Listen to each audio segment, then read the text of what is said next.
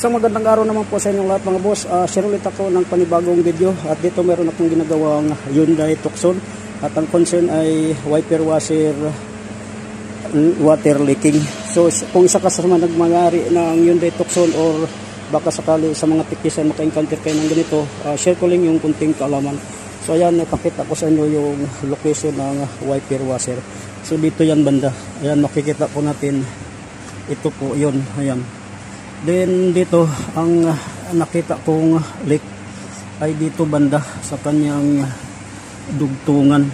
So ito pagka nagkaroon ng leak dito, ito ng buong wiper washer motor ang papalitan.